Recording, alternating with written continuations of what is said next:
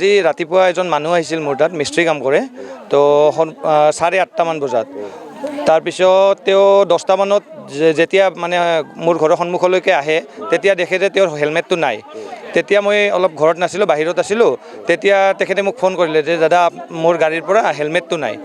তো মই ক'লোঁ ঠিক আছে মই দুপৰীয়া যেতিয়া ভাত খাবলৈ আহিম তেতিয়া আপোনাক চাই দিম মোৰ CCTV লগোৱা আছে যেতিয়া মই CCTVত চালোঁ মই পৰিলক্ষিত কৰিলোঁ যে এখন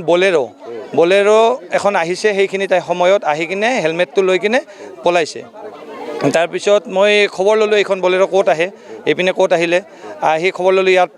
এজন মানে কাম লয় ঠিকাদাৰ বুলি কয় সিহঁতে লেবাৰবিলাক ইয়াত থৈ যায় আৰু কাম কৰি কিনে আৰু সন্ধিয়া লৈ যায় কিন্তু এইখন বলেৰো মই প্ৰায় পৰিলক্ষিত কৰোঁ ৰাতিও আহে 10টা-11টা বজালৈকে ঘূৰি থাকে গাঁৱত ক'ত কি কৰে নাজানো ইমানখিনি মানে এনেকুৱাকৈ মানে ঘূৰি থাকে এতিয়া চুৰ কৰিবলৈ আহে নে কি আহে গম নাপাওঁ আৰু ইমানখিনি হয় এইটোতো আজি দেখিলোৱে আজি হাতেলোতে ধৰাত পৰিলে প্ৰশাসনক দাবী জনাওঁ কাৰণ আজি বৰনগৰত ইমান চোৰৰ উৎপাত হৈছে আজি ঘৰ এৰি যাব নোৱাৰে এজন মানুহে আজি দিন দুপৰতে ৰাস্তাৰ পৰা মানে হেলমেট লৈ গ'ল এতিয়া দেখাত এটা সৰু কথা কিন্তু এনেকৈতো সদায় মানে চুৰ হৈ আছে গৰাকী সাহস এটা আছে তেতিয়াহ'লে মানে গৰাকী থাকোঁতে যেনেকৈ লৈ যাব পাৰে তেতিয়াহ'লে সিহঁতে ৰাতি আহি কিনে মানুহ মাৰি কিনেও লৈ যাব পাৰে এনেকুৱা হৈ গৈছে